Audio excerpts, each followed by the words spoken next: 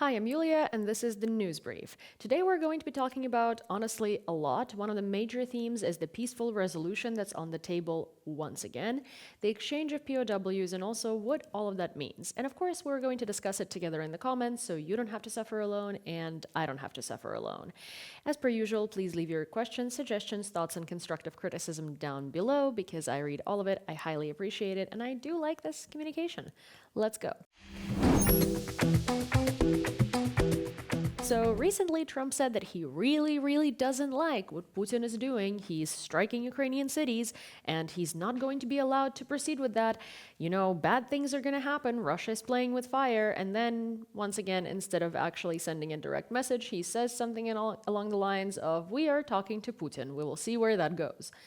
I mean, man, you have been talking to Putin for 3.5 months now. Where did that go? Ukraine keeps getting bombed out of the wazoo every weekend, every day. I mean, Kyiv every other weekend, the rest of Ukraine every day. It's only getting worse. There is really nothing that you can say or do in communication with Putin, who, as you said in your own words, is just crazy a couple of days ago, that will change any of this. In fact, Medvedev, his personal little right-hand henchman and the resident Twitter drunk, did say that, Trump, with these words and criticizing Putin, is playing with World War III. So Russia is really not interested in talking. Russia is not interested in your opinion. Russia is interested in threatening you.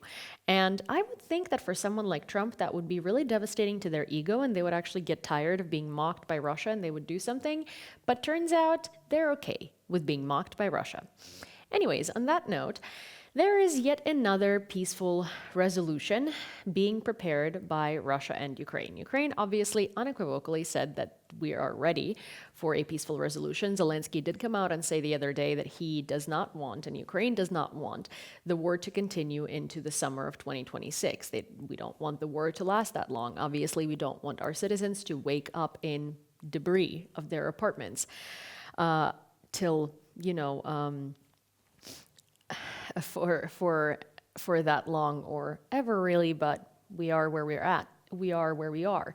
And Ukraine has outlined a complete proposal for a peaceful settlement, right? For a ceasefire, for a peaceful settlement of the war. And that proposal has been given to Russia. Russia is obviously always stalling. They did say that they want to talk in Istanbul again on June 2nd. Ukraine's defense minister, Rustem Umerov, came back and said, well, I mean, why not now? Why June 2nd? You're just stalling. So they did say that they want to deliver to Ukraine something called a proposed memorandum, because Ukraine hasn't heard the word memorandum from Russia many times before, like the Budapest Memorandum. I mean, we've also heard about the word accords, like Minsk Accords 1 and 2, all of which have been violated by Russia. But I digress.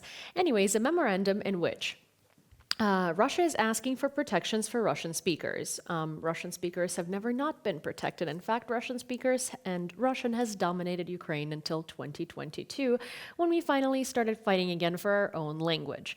So that's one of the first things on the list. The second thing on the list is, of course, that Ukraine needs to surrender the territories to Russia that Russia temporarily occupies. The next one is absolutely no EU or NATO membership, and so on and so forth. So really the only thing so far that I have seen on the news that has been dropped from Russia's ridiculous demands is the denazification of Ukraine. However, all of the other ridiculous demands still stand. Europe and Ukraine firmly responded that no, there is not going to be any deviation from Ukraine's sovereignty and territorial integrity, and also there is not going to be any deviation from NATO membership or EU membership. And, well, Russia can suck it, pretty much. So here's the thing. I mean, every week we have an episode, and every week we talk about these peace resolutions, right? And every week they basically say the same thing. And then Trump comes out, he's angry at Putin, he says he doesn't like something, he says that he's the master negotiator, he says that they're going to figure it out, then he says that they're going to talk to Putin, then he blames Zelensky, then he has a temper tantrum on Truth Social and says that Putin is going wild and how can he strike Ukraine while we're talking. Basically, it feels like Groundhog's Day for the past 3.5 months now. And I honestly don't know what the solution in this is because these negotiations have been fully chaperoned and encouraged by the United States.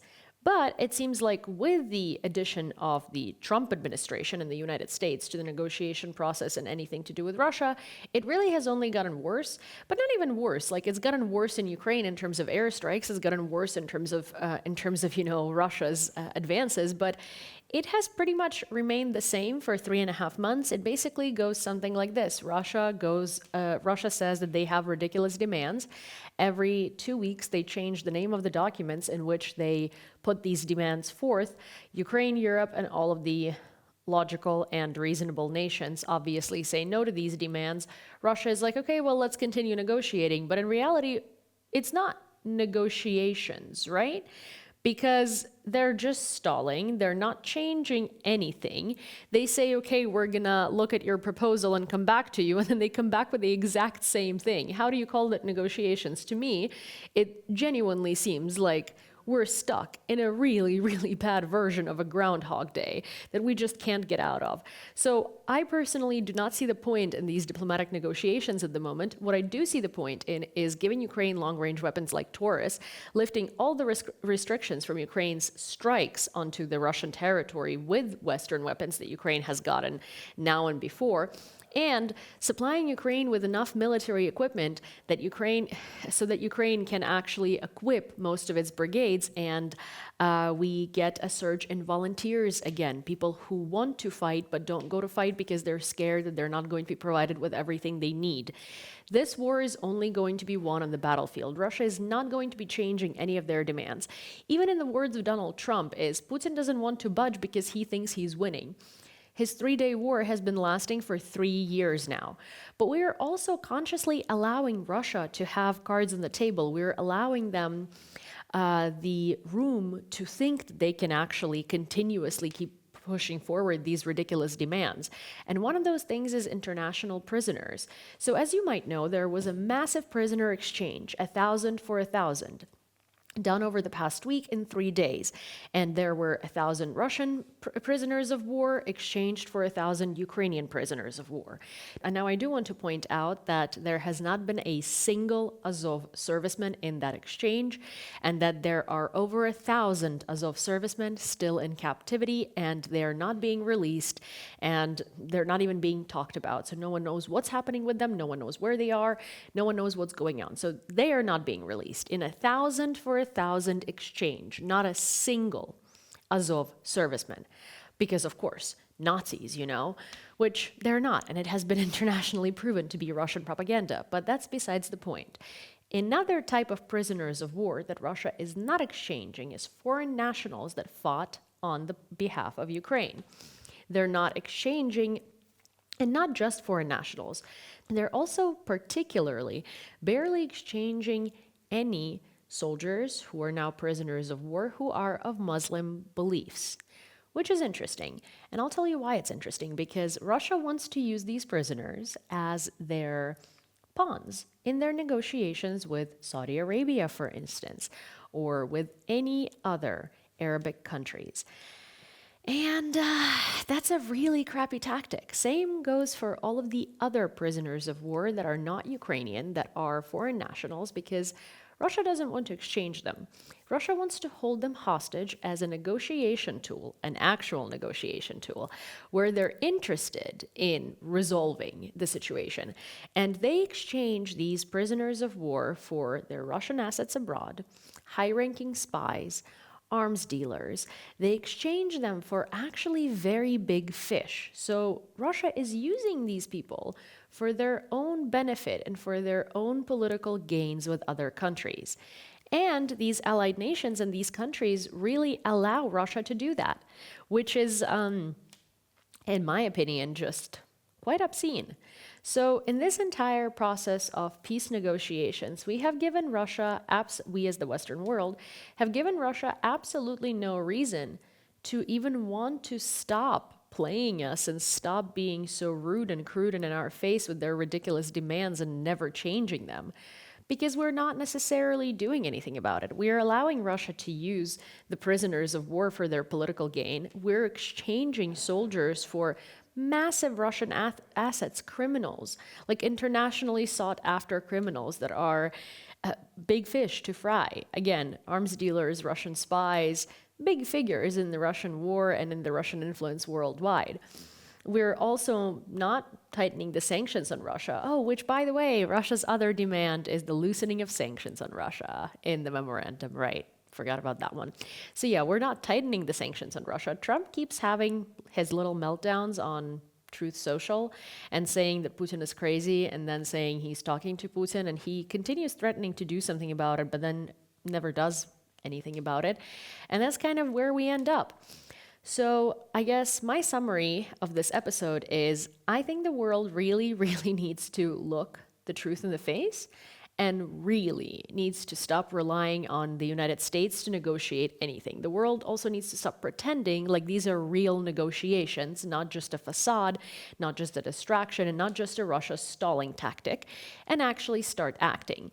Give Ukraine tourists, strengthen the sanctions on Russia, take off all the limitations of Ukraine's ability to strike deep into the territory of Russia with the weapons that have been given to Ukraine, help Ukraine advance our own military sector, because in fact we have been manufacturing our own weapons to substitute for those that we're not being given or can't buy, sell Ukraine Patriot systems and missiles for them, and really do facilitate the environment for us to be able to succeed. Because what's happening right now is really a circus and a charade, and it's getting really, really difficult and tiresome to continue watching it. Because, as I said, we're in a Groundhog's Day. How many times have you seen me on this screen saying, hi, today we're going to be talking about the peace negotiations or the next round of the peace negotiations? Where do they go? Nowhere. Does anything change on Russia's side? No. And that's where we are. And that's all I have for you for today. I really hope you enjoyed this episode. If you would like to hear more episodes like this one, and I hope in the future they're actually going to be about a different subject, then please do not forget to subscribe to this channel, turn on all of your notifications. Also, of course, like this video, send it to a friend, and leave your questions, suggestions, thoughts, and constructive criticism. And also, leave me subjects that you would want to know more about, and I will be happy to make an episode on your suggestions. See you next time.